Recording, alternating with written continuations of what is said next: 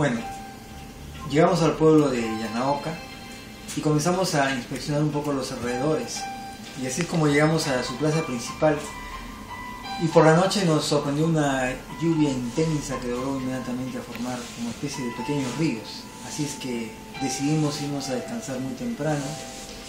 Y apenas salieron los rayos del sol, inmediatamente nos alistamos y nos dispusimos a hacer el gran viaje.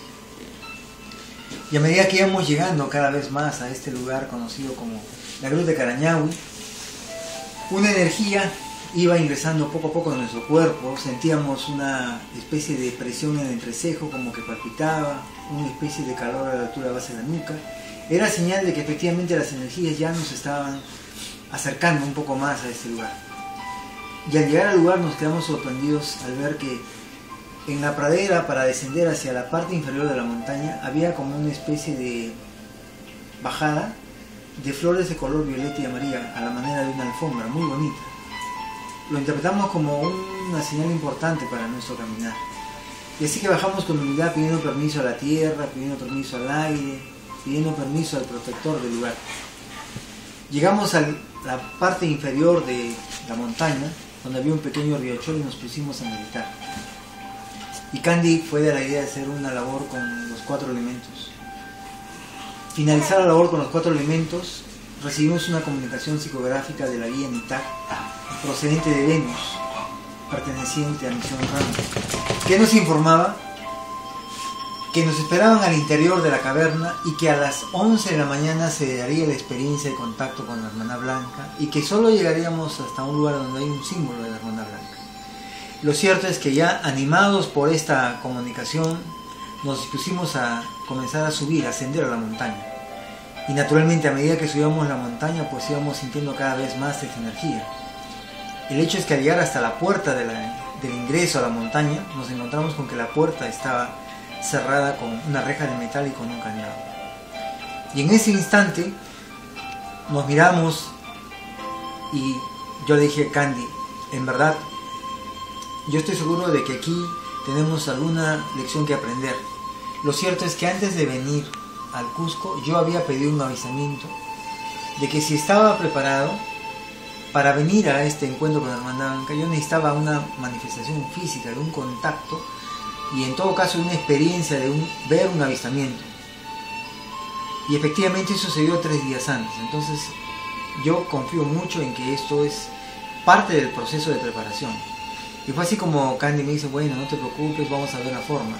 El hecho es que si intentábamos ingresar por la parte inferior donde salía el riachuelo, corríamos el riesgo de mojarnos. Estábamos en 3.900 metros de altura sobre el nivel del mar y probablemente la hipotermia nos podría generar un daño. Así que decidimos seguir explorando y Candy encontró por una parte superior un pequeño lugar por donde ingresar, y fue así que efectivamente logramos ingresar al interior de esta gruta.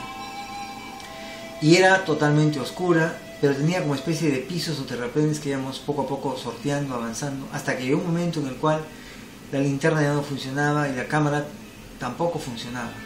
Decidimos ya no continuar y buscar un lugar apropiado para iniciar la meditación, y fue en ese instante que miramos frente a nosotros y efectivamente había una figura de la Hermandad Blanca. Consultamos el reloj y era exactamente las 11 de la mañana. Sabíamos que ese era el lugar. Así es que empezamos a hacer la meditación, y en nuestro caso me correspondía hacer la meditación con los ojos abiertos, puesto que estaba en ese momento protegiendo yo, ¿no es cierto?, la presencia de Candy también en ese lugar. Y en medio de lo que estaba haciendo la meditación comencé a observar como puntos de luz a la manera de burbujitas que explotaban. Entonces yo entre mí decía, bueno, estamos acompañados. Y a medida que iba avanzando el tiempo, estos puntos iban cada vez acercándose más. Cuando de pronto veo una luz salir del fondo, que poco a poco se fue expandiendo y agrandándose un poco más, hasta lograr divisar la figura de un ser humano. Y a medida que se acercaba, pude distinguir ya perfectamente a una distancia de 1 metro, un personaje de 1,65 m que flotaba por encima del piso, pelo ondulado, a la manera de ensortijado, piel casi rosada como bebé, mirada tranquila, muy profunda, y el tipo de vestido que utilizaba era así como de una novia, de blanco, con flores y con arreglos, muy bonito, casi como un vestido de la época de Francia, de las cortes de Francia, ¿no? Y yo asumí en ese instante que, de acuerdo a mi percepción, tendría unos 25 o 26 años más o menos. Cuando se acerca a esa distancia, yo comienzo a preguntarle telepáticamente cuál era su nombre, y me responde Inmatel. Y yo le pregunto, Inmatel, ¿qué nos puedes contar, Inmatel, y cuál es el propósito de nuestra presencia aquí? Y de una manera muy tranquila, pero muy profunda y serena, me comienza a transmitir de que ella es descendiente de lo que nosotros conocemos como la cultura atlántica, y que ella tenía en ese instante un conocimiento que transmitir, pero lo fundamental era que nosotros debíamos de recordar que éramos miembros de la Hermandad Blanca, que en ese instante éramos representantes de lo que vendría a ser la humanidad y ella representante de su dimensión. Y entonces fue así que a partir de ese instante se inició un diálogo que consistía en el propósito del ADN en la evolución.